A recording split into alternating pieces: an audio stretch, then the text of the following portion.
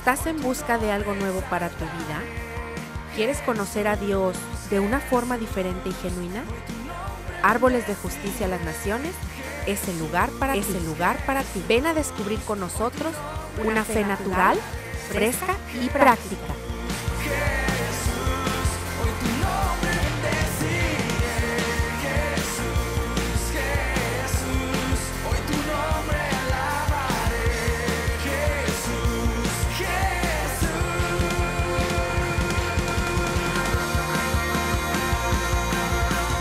Árboles de Justicia, una iglesia para todos. Quiero brevemente platicarles o darles un pequeño mensaje de resurrección que el Señor me puso en el corazón en estos días. Y pues para poder lograrlo tenemos que irnos a donde comienzan todas las cosas, al principio. El plan de Dios, en el principio, el plan de Dios para el hombre, pues es que el hombre fuera feliz, que estuviera lleno de capacidades, lleno de talentos, lleno de habilidades, que estuviera en una casa. Él creó hizo toda la creación para poder, como los papás preparan el cuarto donde están esperando al bebé y donde lo van a poner y donde lo van a atender, le compran la cuna y le compran juguetes, y a los hombres, si es hombre, le compran pelotas, si es niña, le empiezan a comprar los papás antes de que nazca la bebé, ya le están comprando muñequitas y cosas así por el estilo. Así Dios. Cuando yo veo a los estudiosos a los científicos diciendo que no hay de otra más que haya vida en otro planeta, dicen no, es que es un absoluto. Pues no es un absoluto. No es un absoluto, porque el universo fue creado para el hombre. O sea, no se puede entender desde la perspectiva humana, pero sí desde la perspectiva de Dios. Todo lo creó para Él y le dio un mandato de dominio. El Dios nunca planeó gobernar Él la tierra. Él desde Génesis 1:26, 1:28, Él dijo: posean la tierra, sojúzguenla, sean los gobernadores, sean los señores, que todas las cosas se les sujeten a ustedes, ¿verdad? Ese fue el mandato. Ustedes son yo les hice esto y ustedes lo van a administrar. Así era originalmente, así era en el principio. Pero pues allí una de las cosas que Dios le había dado al hombre se llama libre albedrío, que quiere decir la capacidad de escoger o de decidir lo que él quiere, lo que él prefiere, lo que él considera que le conviene más. Y ese libre albedrío fue precisamente lo que perdió, ¿verdad? O sea, alguien pudiera decir, pues ¿para qué los hacía? ¿Para qué nos daba tanta capacidad de escoger? ¿Verdad? Pero pues si no hubiera sido así, nos hubiera hecho unos autómatas, unos robots. ¿Cómo decirle a Dios que lo amamos y expresarle nuestro amor? Lo que Él, ¿verdad? Si no tuviéramos libre albedrío, sería como algo obligado, y Él nos dio la capacidad de decidir. Esa capacidad de decidir la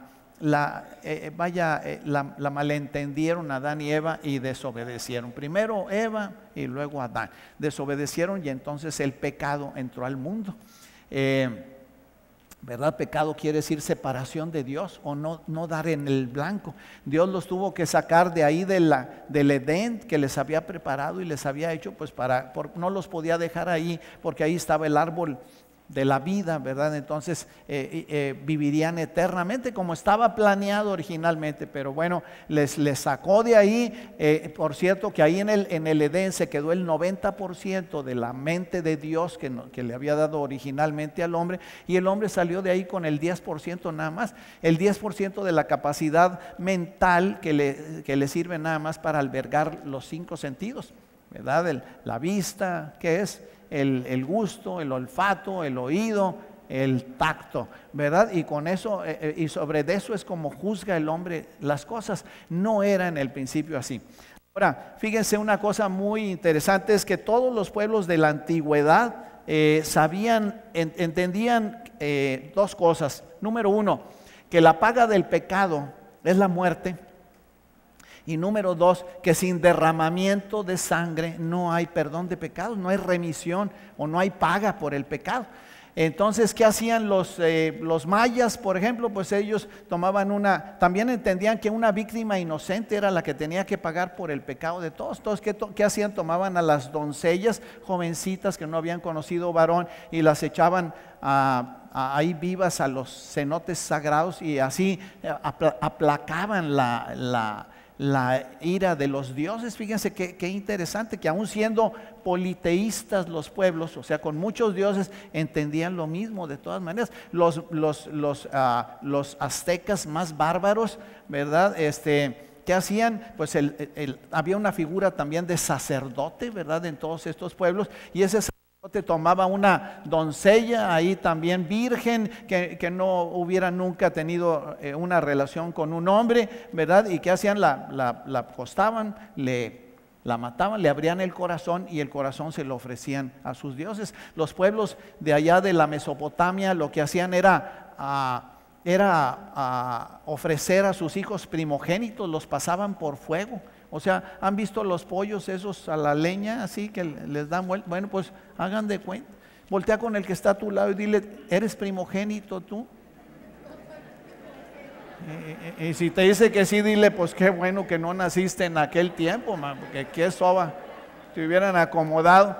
Entonces, pues fíjense qué cosas, ¿verdad? Ahora, había un pueblo monoteísta entre todos estos pueblos de la antigüedad, y eran los judíos. Algunos se siguen riendo porque se imaginan viendo dando vueltas ahí en el fuego, no alguien ahí. Pero fíjate, volviendo a esto, había un pueblo monoteísta, los judíos, el pueblo de Israel. Ellos tenían un solo Dios. Era lo que los diferenciaba de los demás pueblos de alrededor. Y lo que ellos hacían para hacer este sacrificio por el pecado, ¿verdad? Era tomar un corderito que era observado durante 3 días y medio, de modo que no tuviera mancha, ni arruga, ni tuviera defecto de ningún tipo, que fuera perfecto, ¿verdad? Y una vez hecho esto, lo llevaban con el sacerdote le decía, pon las manos sobre voy a tomar aquí alguna corderita, ¿verdad? Ahí está chiquita, ¿verdad? Y le decía el sacerdote, pon las manos sobre el animalito. Entonces ponían las manos sobre el animal, y entonces aquel animal inocente, perfecto, puro, sin mancha, y entonces lo que hacían en un acto de fe, fíjate, era delante de Dios decir, pues Señor, mis pecados, he pecado, reconozco, soy un pecador, pero ese pecado mío yo lo transfiero al Cordero, ¿verdad? Si la paga del pecado es la muerte, pues entonces tiene que haber una muerte sustituta, porque pues yo no quiero morir. Así que entonces los pecados iban ahí al Cordero, ¿verdad? Pero había otro efecto que se llama efecto de transferencia, en donde la inocencia, la pureza, la obediencia del Cordero pasaba a mi vida, ¿verdad? Pasaba a mí, o sea, como un intercambio, como dando y dando. Entonces, una vez que había pasado esto, que había hecho esto, el Cordero, quiero decir, el sacerdote le agarraba el Cordero. De hecho, se dice que era el propio hombre, aquel pecador que había llegado, el que tomaba un cuchillo, el sacerdote le decía, pues ahora córtale el cuello, degüéllalo, ¿verdad? Entonces, ¿verdad? Esa sangre rociada, derramada, pues era la paga del pecado, y la inocencia, ¿verdad?, del corderito iba con el hombre. Obviamente que esto era una cosa, muchas gracias chiquita, este hombre salía de ahí delante del sacerdote pues totalmente limpio, ¿verdad? En paz con Dios, sin deberle nada a Dios, ¿verdad? O sea, porque si el pecado significa separación de Dios, pues una vez removido o quitado el pecado, ¿qué hay? Pues hay otra vez relación con Dios. El problema era que este hombre volvía otra vez a pecar, a hacer lo mismo después de algún tiempo, ¿verdad? ¿Y qué hacía? Pues otra vez tomaba otro corderito, y era una cosa sin fin. Se calcula que fueron millones y millones y millones a lo largo de la historia del pueblo judío los animales que fueron ofrecidos. Había otro tipo de ofrendas, pero esta que les estoy diciendo a ustedes es la más representativa, ¿verdad? Había otro tipo de sacrificios, pero en general, en términos generales, esto era lo que sucedía. Entonces, pues un día, como unos 3000 años después de la expulsión de Adán y Eva del Edén, del huerto, unos 3000 años después de la caída, nace un niño. No se sabe a ciencia cierta cuándo, ¿verdad? Unos dicen que nosotros lo festejamos el 25 de diciembre, pero otros estudiosos dicen que nació en marzo, otros dicen que nació unos 3 o 6 o 7 años después de que comenzó la era, de que se marcó la era cristiana. O sea, ciencia cierta no se sabe, pero nace un niño que le ponen por nombre Jesús. Y este Jesús crece, ¿verdad? Ahí él toma el oficio del padre, que era lo que usualmente todos los niños hacían, seguir el oficio del padre. Fue carpintero, pero a los 30 años aparece en público ahí en el río Jordán. Cuando Juan el Bautista, que era primo de él, lo ve ahí aparecer, él dice, este es el Cordero de Dios que quita el pecado del mundo, ¿verdad? Entonces viene Jesús, es bautizado por Juan en el Jordán y ahí comienza su ministerio. Un ministerio que dura 3 años y medio. A semejanza de los 3 días y medio que era observado el corderito ahí en el del sacrificio. 3 años y medio en donde nadie le encuentra mancha, nadie le encuentra falta, nadie le encuentra ninguna falla. Un día él se levanta y les dice, el que diga que yo he pecado, el que piense o crea o me ha visto que yo he pecado, que se levante y me lo diga. Nadie se levantó, nadie fue capaz, porque él jamás cometió pecado. Nunca absolutamente guardó toda la ley, todo el tiempo. Uno piensa que son los 10 mandamientos, no, hombre, eran como 600 mandamientos, y todos ellos sin faltar uno solo, Jesús los cumplió. ¿Por qué los cumplió Jesús? Porque el Cordero de Dios no solo iba a pagar por nuestras faltas y por nuestras fallas y nuestros pecados de todos nosotros, los humanos que hemos pecado, ¿verdad? Cuando alguien dice, es que yo no he pecado, dice, ni digas eso, porque haces mentiroso a Dios, porque Dios dice que todos hemos pecado y por lo mismo estamos destituidos de la gloria de Dios. Pero este Cordero vino con su sacrificio. Fíjense qué interesante o qué poderoso esto, pero nadie sabe cuándo nació exactamente, como decía ahorita Ever, cuándo nació exactamente Jesús. Pero lo que sí podemos saber es que efectivamente un domingo como este, Él resucitó. Porque las semanas, la misma naturaleza apunta la fecha. ¿Por qué Semana Santa cae unos años en marzo y otros en abril?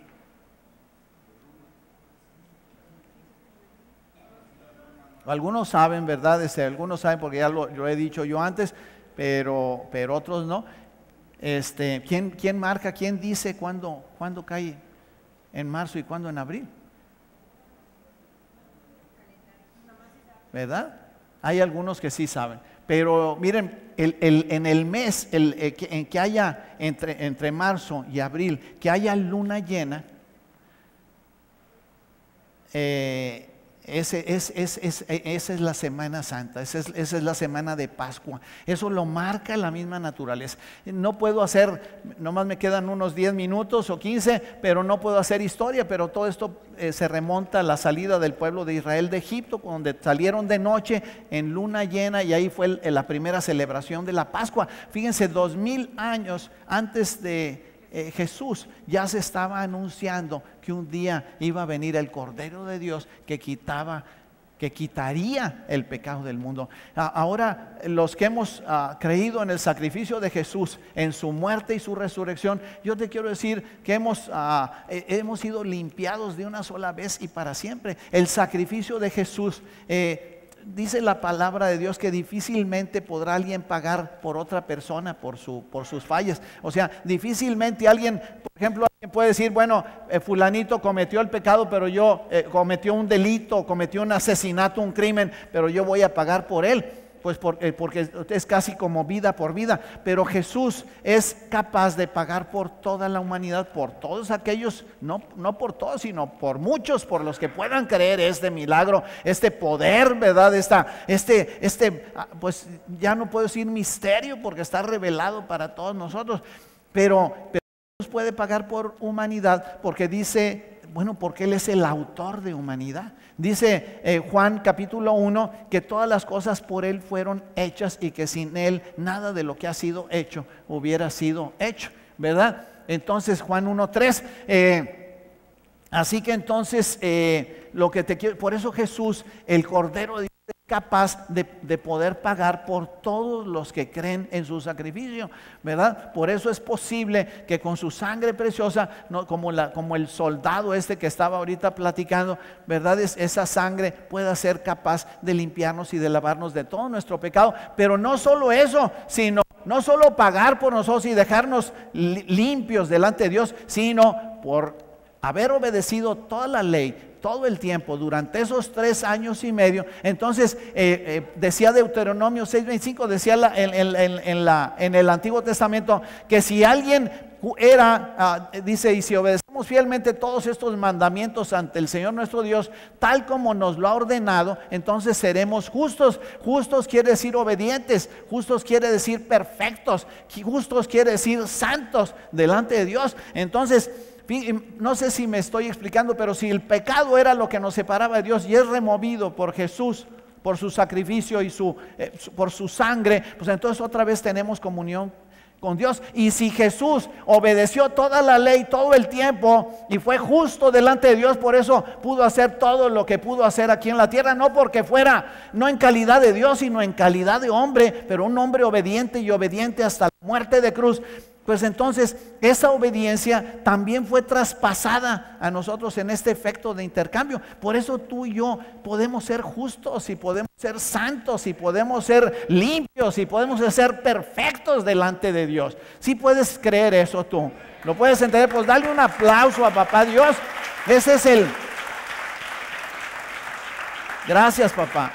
Ese es el poder de la resurrección. Déjame decirte unas cosas más. Fíjate que este poder de la resurrección es lo que hace que una persona que era mentirosa se vuelva en una persona veraz. Es lo que hace que un hombre que era infiel se vuelva fiel a su esposa. Es lo que hace que una persona que había estado enferma toda la vida, a través de un proceso, se vuelva sana. Es un poder que una persona que había estado en la miseria antes, ahora sea próspera. Es un poder que hacía que alguien que no podía ver más allá de sus narices, no estoy hablando de una vista natural, sino de una vista espiritual, que puede ver ahora las cosas realmente como son, lo pueda hacer. Este poder de la resurrección es alguien que de una persona que era chismosa y argüendera y metiéndose en todos los líos del mundo, puede ahora ser una persona que incluso puede aconsejar a otros. Yo no sé si me estoy explicando. Una persona que era maldiciente sea ahora una persona que bendice a los demás. Que una persona que no tenía rumbo ni dirección ahora sepa exactamente para dónde va. Es el poder que hace que una persona que no tenía propósito en la vida ahora lo tenga. Una persona que era amargada y que se estaba quejando constantemente y siempre ahora sea una persona alegre y feliz. Yo no sé si alguien caiga en alguna de estas categorías. ¿Sí? Dale un aplauso primero al Señor. Gracias, papá.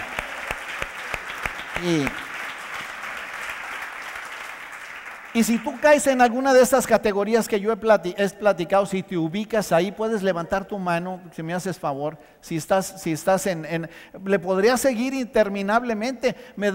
¿Qué más? No, deja la mano. Bueno, es más, ponte de pie, por favor, si levantaste tu mano. Si levantaste tu mano, pues entonces déjame decirte a todos los que están ahí sentados, si pueden ver a su alrededor, ese es el poder de la resurrección. Ese es el poder de la resurrección. El mismo poder que a Cristo levantó es el poder que ahora actúa en nosotros para levantarnos de muerte a vida, de oscuridad a luz, de blanco y negro, como decía Mireya, a color, a ver la vida sin propósito, ahora ver y saber tenemos algo que hacer en esta vida. De alguien que era un egoísta y nada más buscaba lo suyo y lo suyo, ahora es un servidor y un siervo de los demás. Ese es el poder de la resurrección. Amén. Es el poder de la resurrección. Es el poder de la resurrección. Sí. Dice Romanos 8:11, a ver si me lo ponen ahí, nada más quédate. Bueno, siéntate tantito, por favor, ya vamos a terminar. Siéntate tantito, por favor.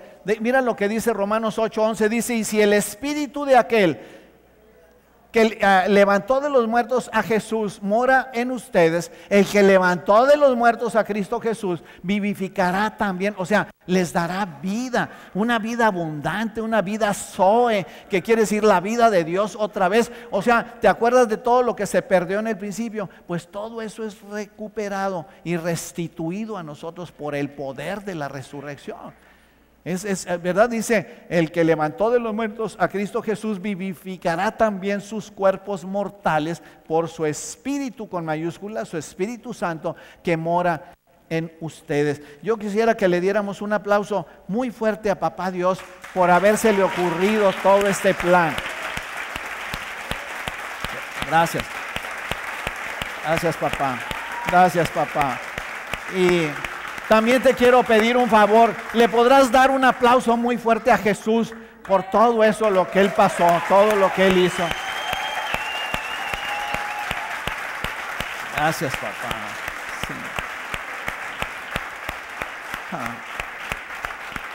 Sí. Y le podrás dar un aplauso muy fuerte al Espíritu Santo, que es el que ahora mora en nosotros y que es el que nos impulsa y nos guía y nos anima y nos consuela y nos enseña. Gracias, precioso Espíritu Santo. Gracias, papá. Gracias, Señor. Gracias, papá. Te quiero decir una cosa. Todo lo que el Cordero de Dios padeció, yo lo traía ahí escrito, ¿verdad? Y ustedes estaban viendo algunas escenas aquí. Isaías 53 es un pasaje muy poderoso, porque dice que Él llevó sobre sí todas nuestras enfermedades y nuestros pecados. Molido fue por nuestras rebeliones. El castigo de nuestra paz fue sobre de Él, por sus llagas hemos sido sanados, pero él fue desfigurado su rostro. Dice que fue una cosa terrible la que sucedió, pero como decíamos ahorita en la alabanza, todo ese padecimiento, todo ese sufrimiento, todo ese dolor que Él padeció, palidece, estoy absolutamente seguro, porque así lo dice la palabra, palidece cuando Jesús te ve a ti y dice: valió la pena. Valió la pena. Valió la pena por este hijito. Valió la pena por esta hijita. Valió la pena por estos chicos de Árboles de Justicia. Valió la pena por todos mis hijos alrededor del mundo. Voltea con el que está a tu lado y dile: valió la pena por ti. Todo esto valió la pena por ti. Todo esto valió la pena por ti. Valió la pena por ti.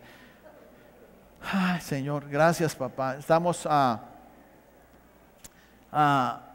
Quiero terminar nada más diciéndote lo siguiente. Desde el principio Dios no se iba a quedar con los brazos cruzados. Cuando vio a Adán y a Eva desobedecer, pues tú crees que Él dijo: bueno, pues ni modo, ¿verdad? Pues ya perdí ahí la humanidad, se perdió el propósito, se perdió todo. No, Dios es un Dios ganador.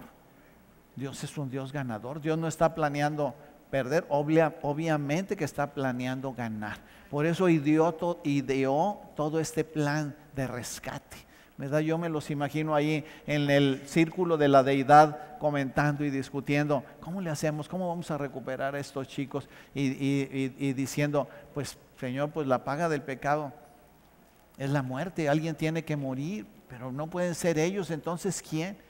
Y entonces yo me imagino a Jesús levantando la mano y diciendo: papá, yo iré, heme aquí, papá, envíame a mí. Pero ¿cómo, hijito? Si tú eres lo más precioso que yo tengo, ¿verdad? No hay, o sea, toda la creación, tú vales, tienes el valor de la creación. ¿Cómo te voy a enviar a ti? No sabes lo que estás diciendo, todo lo que vas a tener que padecer y sufrir. Sí, papá, yo sé, pero yo asumo el riesgo. Pero me imagino también una conversación ahí del Espíritu Santo diciendo: pero ¿y si ninguno responde? ¿Y si ninguno acepta? Y si todos los hombres están tan ensimismados, tan egoístas, que no quieran entender ni aceptar este sacrificio tuyo, y yo me imagino a Jesús respondiendo, por uno solo que entienda, por ese valió la pena, por uno solo. Y de verdad yo quisiera que pusieras tu mano ahí en tu pecho y le dijeras al Señor, pues por mí valió la pena, Señor, por mí valió la pena, por mí valió la pena. ¿Verdad? No soy ciego, no estoy ciego, no estoy insensible, no estoy cegado ahí en mi propio egoísmo y en mi propia maldad. Señor, puedo ver claramente el sacrificio y por mí valió la pena, por mí valió la pena. Y si le puedes decir un poquito más al Señor y decirle, y con mi vida voy a estarlo demostrando, con mi vida, con mis hechos, con mis actos, con mis palabras, te lo voy a estar demostrando, para que sea testimonio para ti y que sea testimonio de ti delante de los demás, que valió la pena, que valió la pena, valió la pena. Así que ahí en esa actitud, si alguien aquí, ¿verdad?, está aquí por primera vez, si nunca había sabido de este poder de la resurrección o lo que significaba la resurrección, yo te pido que le abras tu corazón al Señor y le digas también esto, que le digas, por mí también valió la pena, Señor. Yo te quiero decir y te quiero declarar, Señor, que el poder de la resurrección, después de escuchar estas palabras y después de saber estas cosas, Señor, también por mí valió la pena. También por mí valió la pena. Quiero estar contigo, Señor. Quiero que estés conmigo, Señor, todos los días de mi vida. Que me tomes de la mano, Señor, y que me lleves de gloria en gloria, de triunfo en triunfo, en este poder de la resurrección. En este poder de la resurrección. En este poder de la resurrección. En el nombre de Jesús. En el nombre de Jesús. Amén. Amén, amén. Una última cosa te quiero decir. Mireya desde ayer me empezó a decir, y hoy me lo recordó y me estuvo diciendo, me dijo, sobre todo hoy me dijo, yo le voy a pedir al grupo de alabanza que pase aquí adelante si me hace favor.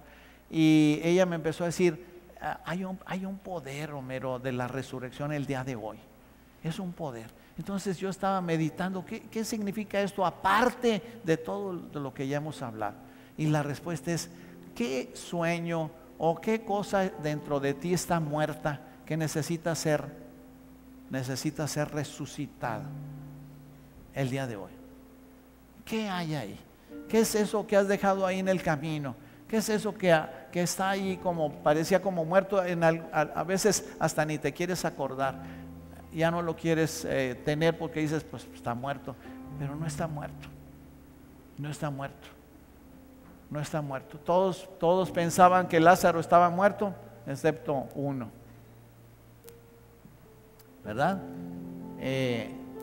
Todos pensaban que Lázaro estaba muerto porque estaban considerándolo con el 10% de su mente natural.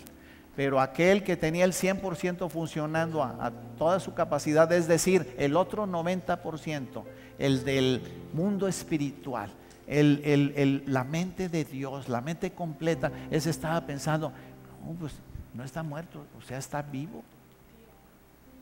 Y pudo más el 90 que el 10, Olguita. Puede más el 90 que el 10. Entonces, ¿qué es lo que está ahí casi muerto a lo mejor? No sé si sea una enfermedad, si sea una condición económica, si sea una situación familiar, si sea un hijo, una esposa, un esposo, un marido, una necesidad tuya. ¿Cuál es ese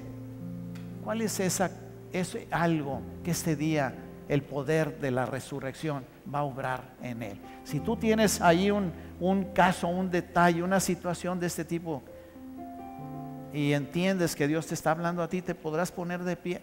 ¿Te podrás poner de pie? Hay algo ahí que tú dices no está completo en mi vida, se quedó ahí, parece como que no hay progreso, parece como que no hay avance, parece como que ya está muerto.